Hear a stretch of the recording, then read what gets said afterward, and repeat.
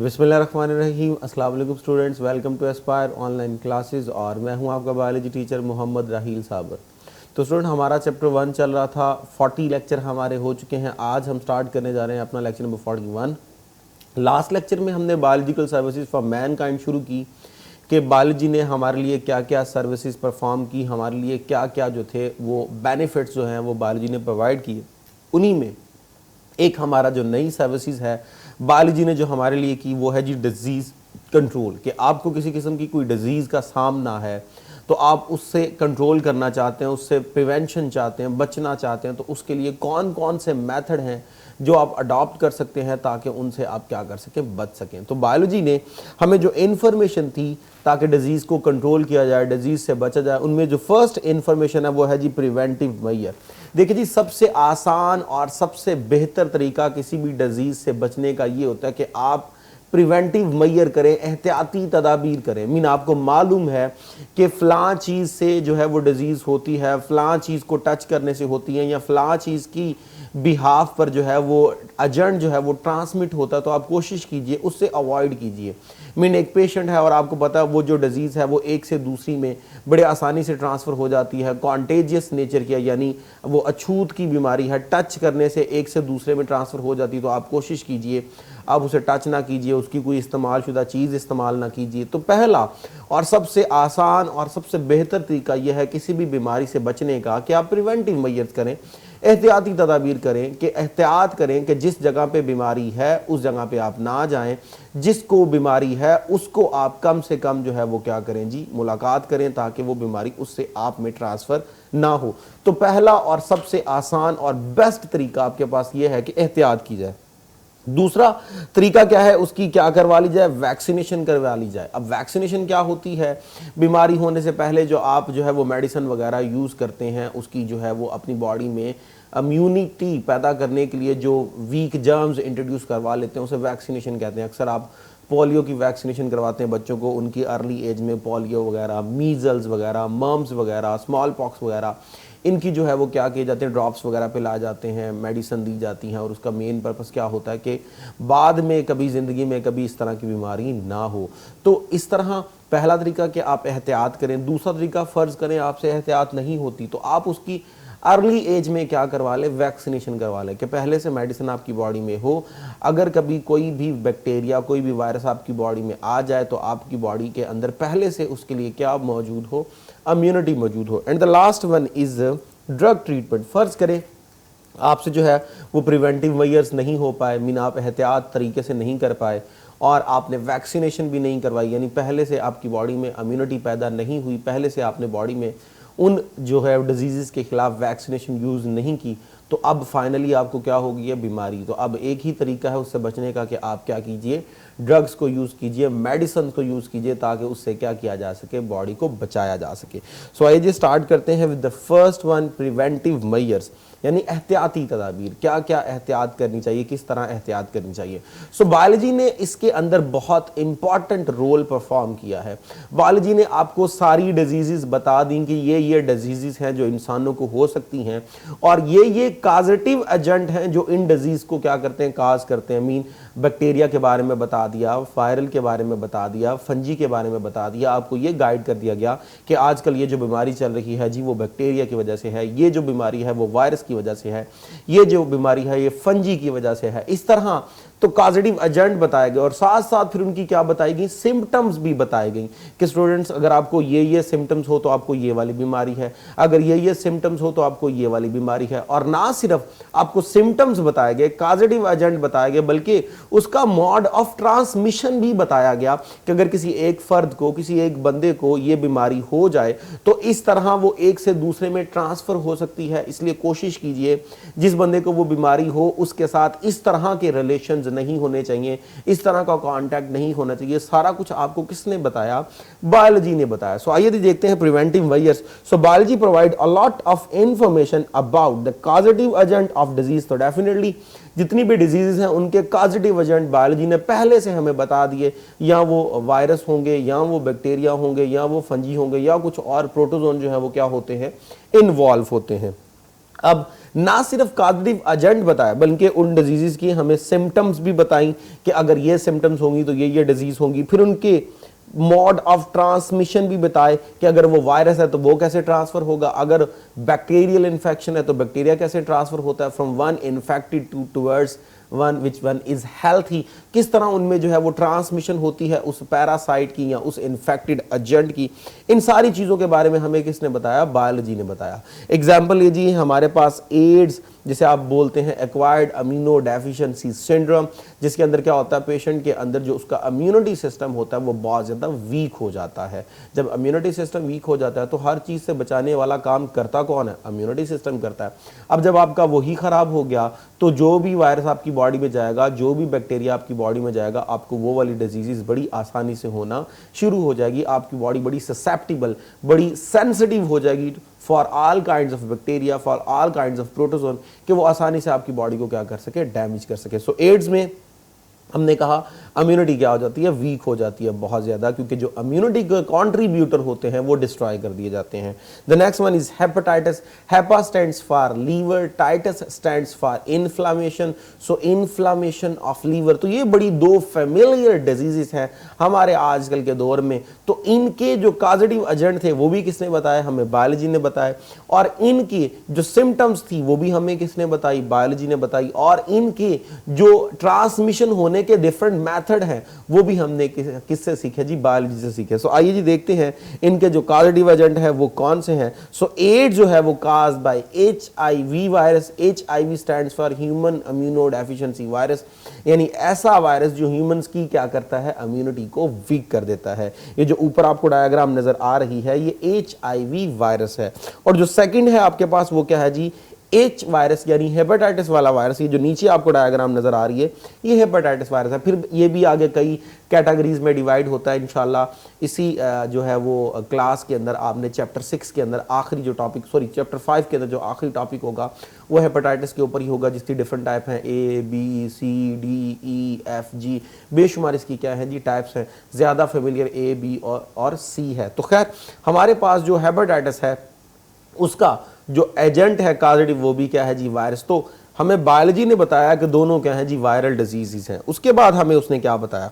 उसने हमें बताया कि ये ट्रांसफर कैसे होता है। तो अब देख लीजिए दोनों डिजीजेस ट्रांसफर कैसे होती है। Number 1, it's spread through free sexual contact, यानी एक इन्फेक्टेड पर्सन के साथ अगर आपका सेक्सुअल कांटेक्ट है तो बड़ी आसानी के साथ ये क्या हो जाएगी? ट्रांसफर हो जाएगी। मीन अगर जो हस्बैंड को है तो बड़ी आसानी से उसकी वाइफ को हो जाएगी, वाइफ को है तो बड़ी आसानी के साथ उसके हस्बैंड को हो जाएगी, और उनसे ऑनवर्ड जितने भी बच्चे पैदा होंगे उनको भी अपने जो है वो पेरेंट्स से जो है वो क्या होती जाएगी? इनहेरिट होती जाएगी। सो इन्फेक्टेड पर्सन से सेक्सुअल कांटेक्ट रखने से ये बड़ी आसानी के साथ फैल जाएगी।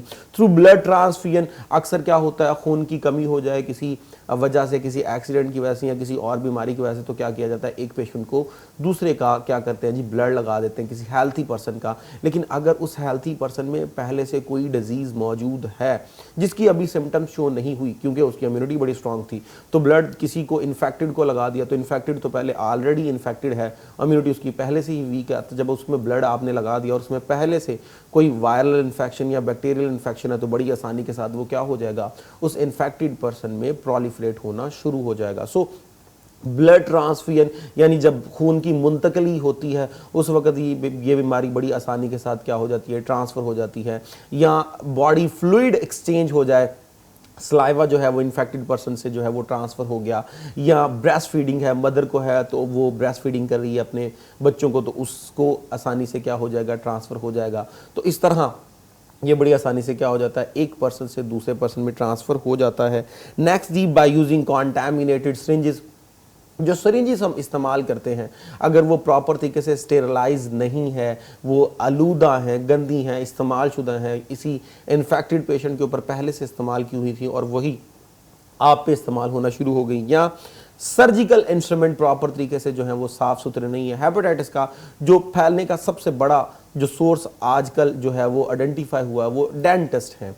डेंटिस्ट पे आप जाते हैं जी, वो इंस्ट्रूमेंट यूज़ करते हैं और आपकी दांतों की ट्रीटमेंट करते हैं। अगर किसी इन्फेक्टेड पेशेंट के जो है वो ट्रीटमेंट हो रही है दांतों की और उसको हेपेटाइटिस है या कोई और डिजीज़ है और वो वाले इंस्ट्रूमेंट प्रॉपर तरीके से स्टेरलाइज नहीं किए गए और वही किसी और को यूज़ कर लिए गए तो आसानी के साथ ये क्या हो जाती है, ट्रांसफ़र हो जाती है। या ये जो शेवर वगैरह होते हैं, शेविंग मशीन्स वगैरह होती हैं, वो जो है वो किसी और इन्फेक्टेड को शेव करके उसी को किसी और के साथ यूज़ कर लिया तो उस हेल्थी बंदे में बड़ी आसानी के साथ क्या हो जाएंगे, वो वायरस या बैक्टीरिया बड़ी आसानी के साथ ट्रांसफ़र हो जाएंगे। तो ये सारे जो थे वो ये मोड ऑफ ट्रांसमिशन है जो हमें किसने बताया, बायोलॉजी ने बताया। और बाद में इनसे बचाने के हमें प्रिवेंटिव मेजर्स भी बताए। देखिए जी, बायोलॉजी का इतना बड़ा एहसान आपकी बॉडी पे कि उसने बता दिया वायरल इन्फेक्शन है, बैक्टीरियल इन्फेक्शन है, इस तरह फैल रहा है। तो फिर हमारा काम क्या बनता है, हम सिर्फ प्रिवेंटिव मेजर्स कर लें कि हमें मालूम तो पड़ गया है कि ये चीज़ें हैं जो कि क्या कर रही हैं, काज कर रही हैं,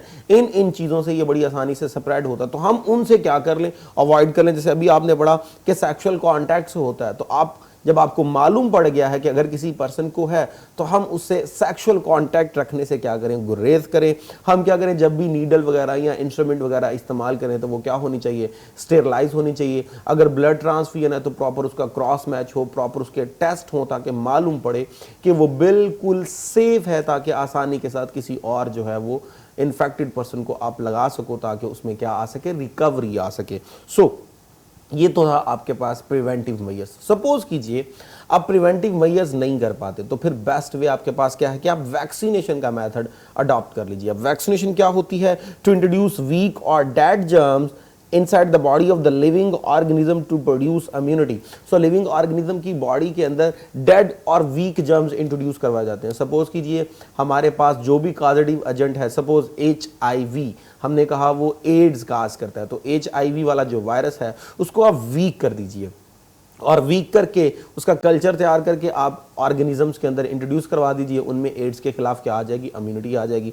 आपके पास हेपेटाइटिस वाला वायरस है, आप उसको लीजिए, उसको वीक कीजिए, उसकी जो है वो कल्चर तैयार कीजिए और उसको इंसर्ट कर दीजिए लिविंग ऑर्गेनिज्म की बॉडी में, तो उसमें हेपेटाइटिस के खिलाफ क्या आ जाएगी, उसमें इम्यूनिटी आ जाएगी। इसी तरह जो भी आपके पास जर्म्स मौजूद हैं, चाहे वो बैक्टीरिया बाय नेचर है, चाहे वो वायरस बाय नेचर है, वो जो भी डिजीज काज करते हैं, आप क्या कीजिए, उनको कल्चर करके उनको वीक कर दीजिए और वीक करने के बाद उनको बॉडी में इंट्रोड्यूस करवाना शुरू कर दीजिए। तो जहां वो डिजीज काज कर रहे थे वहां वो आपकी बॉडी में बेनिफिट काज करेंगे, इम्यूनिटी पैदा करेंगे। क्योंकि इनका एक बहुत बड़ा, बैक्टीरिया के बारे में अगर देखें तो इनका एक बहुत बड़ा बेनिफिट ये होता है कि अगर बैक्टीरिया के कल्चर को काफ़ी देर तक पड़ा रहने दें तो आहिस्ता आहिस्ता उनके अंदर वायरुलेंसी यानी इन्फेक्शन करने की एबिलिटी क्या हो जाती है, ख़त्म हो जाती है, वीक हो जाती है। तो जब वो वीक और डेड जर्म्स आपकी बॉडी में जाएंगे तो बॉडी में वो कभी भी डिजीज़ काज नहीं कर सकते। लेकिन उनके आने पर हमारी बॉडी जो है वो इस बात पे फोकस कर लेगी कि बॉडी में जर्म्स आए और फौरन बॉडी उनके खिलाफ क्या बनाना शुरू कर देगी, एंटीबॉडीज़।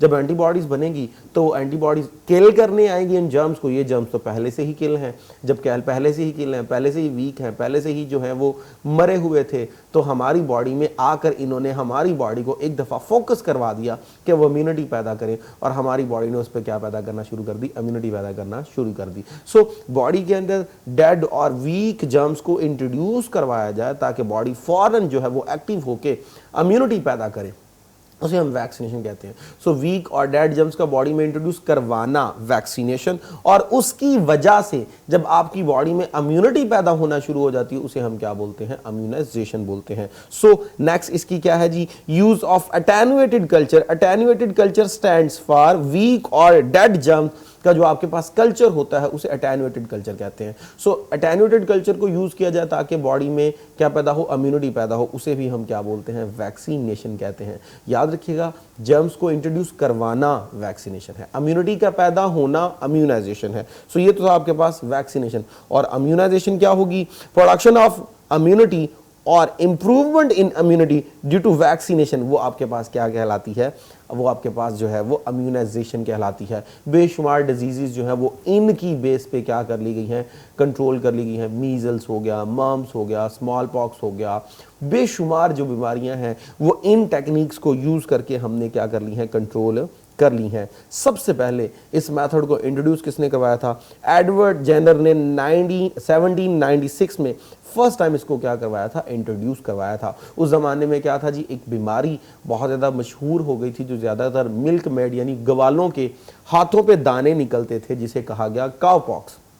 काउ, क्योंकि गाय से जो था वो इन्फेक्टेड एजेंट जो था वो ट्रांसफ़र हुआ था, जब रिसर्च की गई तो पता चला, तो इसलिए उसे नाम दिया गया काउ पॉक्स का। बेसिकली काउ जो है वो लैटिन वर्ड उसके लिए यूज़ करते हैं जो कि कहलाता है वैका, और वैका से फिर ये टर्म निकली वैक्सीनेशन।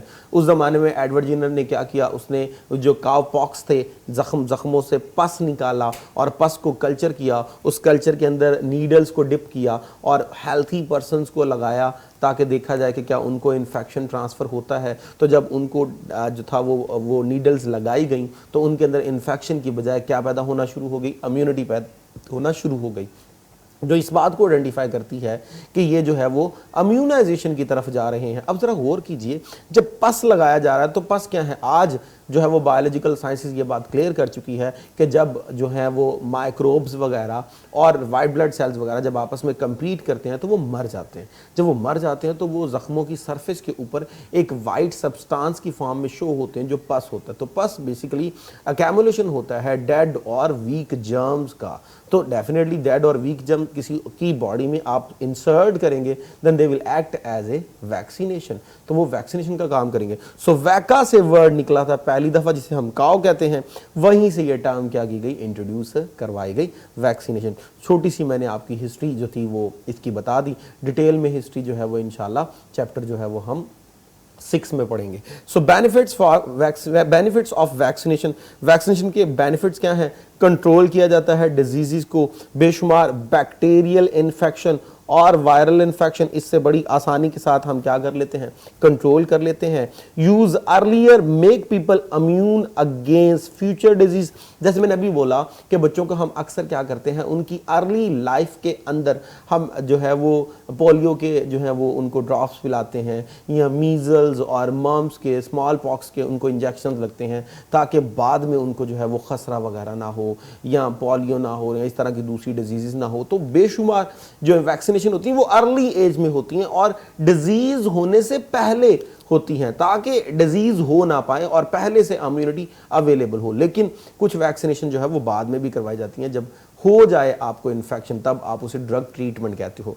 ज़्यादातर वैक्सीनेशन जो है वो क्या होती हैं जी, वो अर्ली एज में बिफोर इन्फेक्शन करवाई जाती हैं ताकि वो इन्फेक्शन आपकी बॉडी में अगर आए, अगर वायरस और बैक्टीरिया आपकी बॉडी में आए तो पहले से आपकी बॉडी में उसके लिए क्या हो, इम्यूनिटी मौजूद हो। So cowpox has been eliminated from the world by it. So ये भी जो है वो एक फाइनल सोचा गया है और फाइनल रिसर्च की गई है कि काउपॉक्स नामी डिजीज़ जो है वो अब जो है वो क्या कर दी गई है, बिल्कुल ही एलिमिनेट कर दी गई है फ्रॉम दिस वर्ल्ड। जिसे अब स्मॉल पॉक्स वगैरह है उसको भी क्या कर दिया गया है, टोटल एलिमिनेट कर दिया गया है फ्रॉम द वर्ल्ड। तो यहाँ पे आप स्मॉल पॉक्स जो है इससे ऑनवर्ड ये भी लिख सकते हैं कि स्मॉल पॉक्स के बारे में भी ये डिसीजन दे दिया गया है कि वो भी क्या हो चुकी है, इस दुनिया से ख़त्म हो चुकी है। लेकिन बड़ी जगहों पर अभी भी ये डिजीज़ जो है वो अवेलेबल है और वो थर्ड वर्ल्ड कंट्रीज़ में ऐसे ममालिक जो अभी जो हैं वो अंडर डेवलप हैं, अभी उनकी जो है वो डेवलपमेंट हो रही है, तरक्की अभी हो रही है, उनके अंदर अभी भी ये बीमारी है, लेकिन ज़्यादातर जो है